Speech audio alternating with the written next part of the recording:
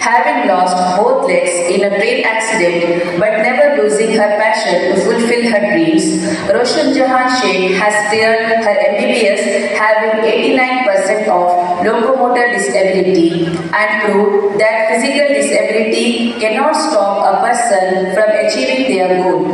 She pursued her MD degree as a pathologist.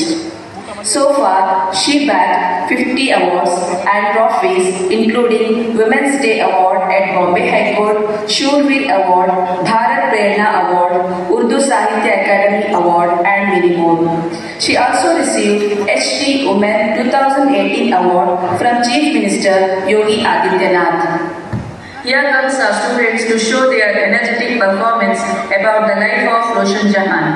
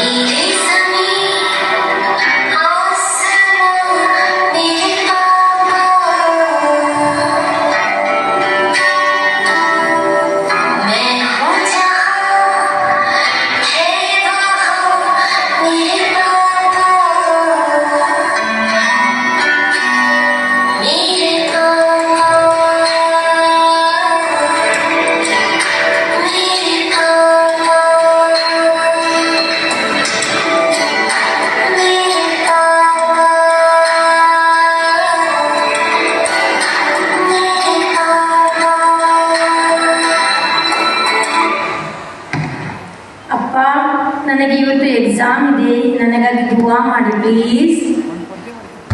Roshan Jahan 2008ರಲ್ಲಿ SSLC ಎಕ್ಸಾಮ್ನಲ್ಲಿ 92% top ಸ್ಕೋರಲ್ಲಿ pass ಆಗುವಳು. ಮನೆಯವರೆಲ್ಲರಿಗೂ ತುಂಬಾ ಸಂತೋಷವಾಗುವುದು, ಖುಷಿಯ ವಾತಾವರಣ, ಸಿಹಿತಿಂಡಿಯನ್ನು ಹಂಚುವರು.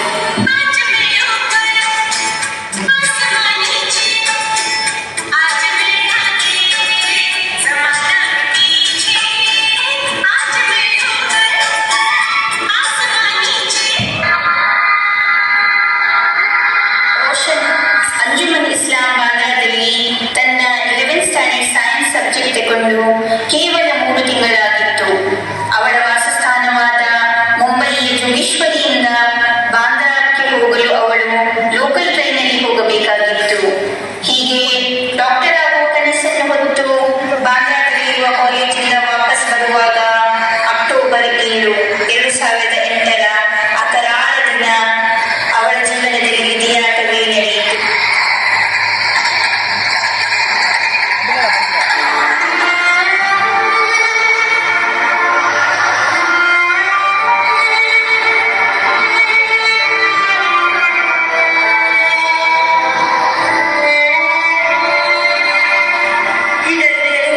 ನಂಬರ್ ಇದೆ, ದಯವಿಟ್ಟು ನನ್ನ ಮನೆಗೆ ಯಾರಾದರೂ ಕಾಲ್ ಮಾಡಿ ಪ್ಲೀಸ್ ಪ್ಲೀಸ್.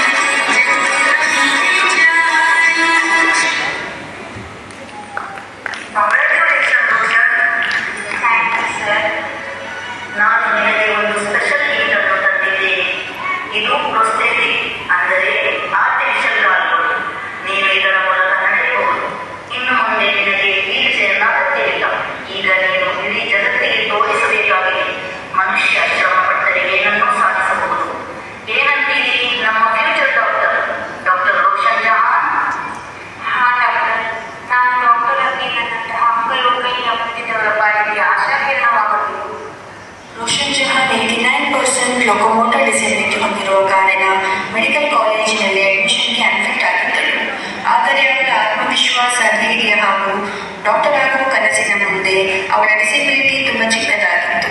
ಇದರ ಪರವಾಗಿ ರೋಷನ್ ಮೆಡಿಕಲ್ ಕಾಲೇಜಿನ ವಿರುದ್ಧ ನ್ಯಾಯಾಲಯದಲ್ಲಿ petition ಹಾಕುವಳು.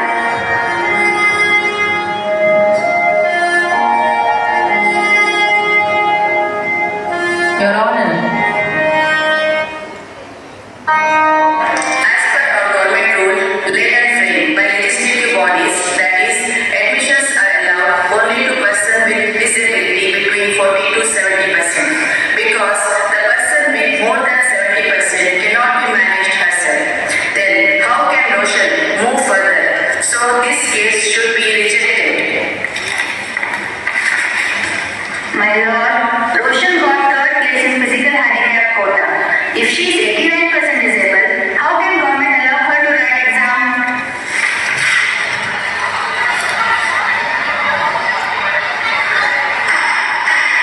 Silence, silence. Roshan Jahan, 89% promoter is ability through operate trainer in Bombay High Court ಬರ್ತಾರೆ.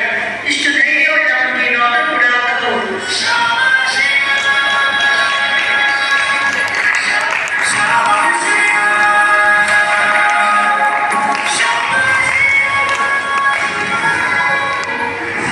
ಬಾಂಬೆ ಹೈಕೋರ್ಟ್ 2011ರಲ್ಲಿ ಮೆಡಿಕಲ್ ಕಾಲೇಜ್ಗೆ ಅಡ್ಮಿಷನ್ಗೆ ಅನುಮತಿ ಕೊಟ್ಟಿತ್ತು. ರೋಷನ್ ಜಹಾನ್ 2016ರಲ್ಲಿ ತನ್ನ MBBS ಫಸ್ಟ್ ಕ್ಲಾಸಲ್ಲಿ ಕಂಪ್ಲೀಟ್ ಮಾಡಿ ನಂತರ ನೀಟ್ PG ಕೂಡ ಕ್ಲಿಯರ್ ಮಾಡಿದರು. ಎಲ್ಲಕ್ಕಿಂತ ಮಿಗಿಲಾಗಿ ಒಂದು